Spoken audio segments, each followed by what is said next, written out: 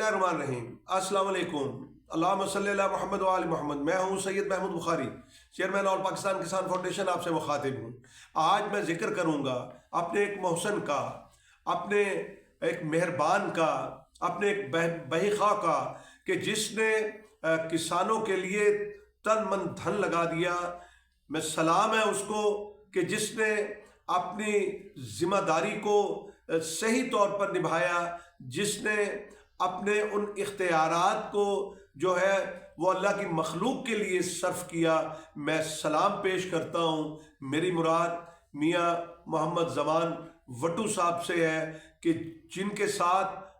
مجھے کام کرنے کا موقع ملا، اور میں سمجھتا ہوں کہ ایسے بیوروکریٹ پاکستان کے اندر اگر 100 بیوروکریٹ مل جائے تو پاکستان کی تقدیر بدلی جا سکتی ہے۔ بنیادی طور پر یہ جو بیوروکریٹ ہوتے ہیں یہی ملک کو چلاتے ہیں، مگر جب یہ غلام بن جاتے ہیں، جب یہ حکومتوں کے جو ہے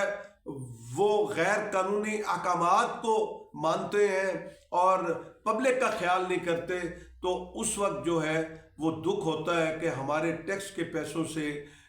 جو تنخواہیں لینے والے یہ بیوروکریٹ جو ہیں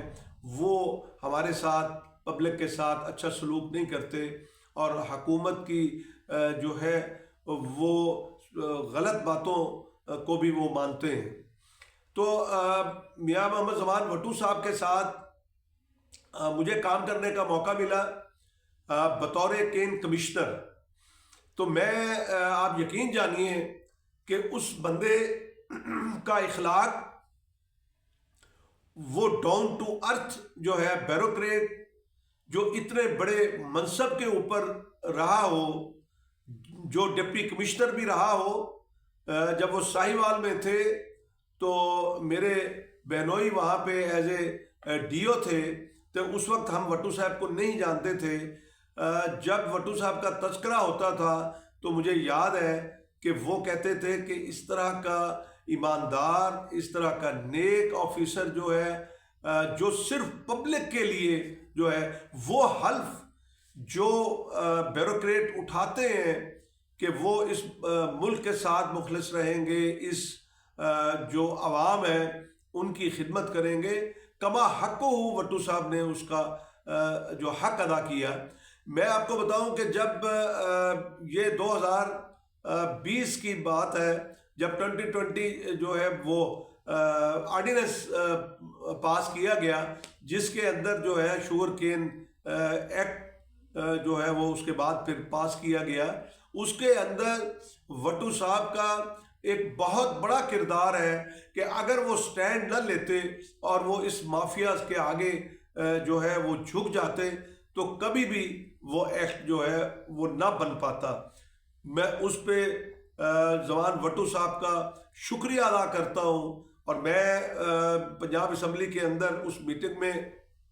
موجود تھا جب یہ ایکٹ کے خط و خال جو بنائے جا رہے تھے،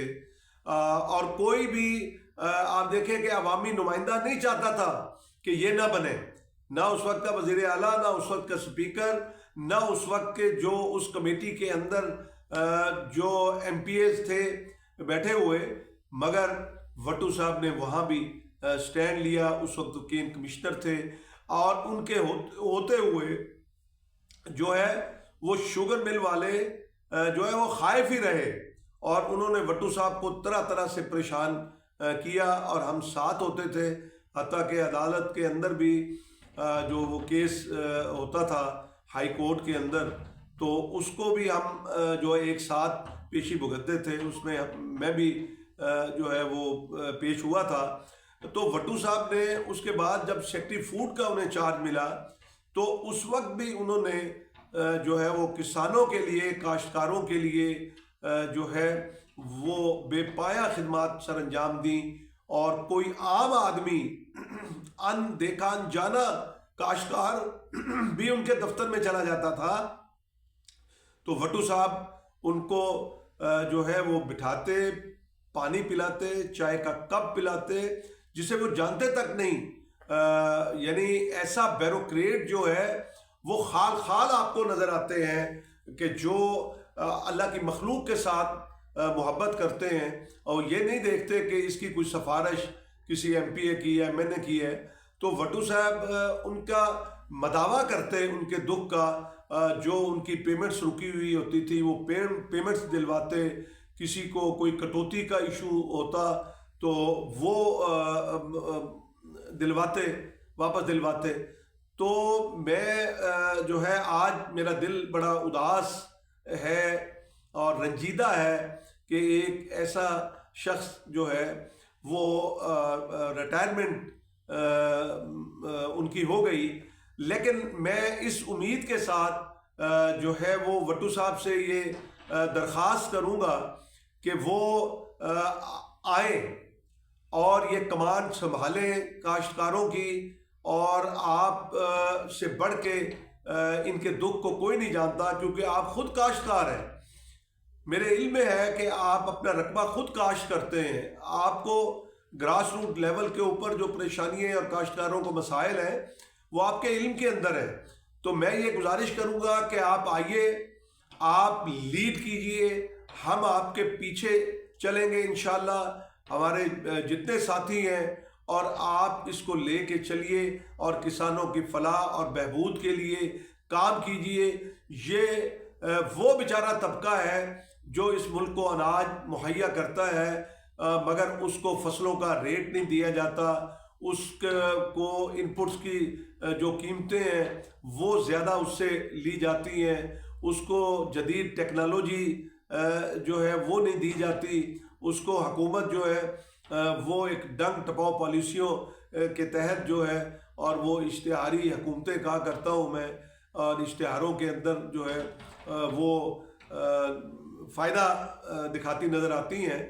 تو میں وٹو صاحب کو خراج تحسین پیش کرتا ہوں، سلام پیش کرتا ہوں، دونوں ہاتھوں سے سلام پیش کرتا ہوں، اور میں ان کا شکریہ ادا کرتا ہوں کہ انہوں نے ہماری خاطر بہت سے دکھ جھیلے ہیں۔ وٹو صاحب، اللہ تعالیٰ آپ کو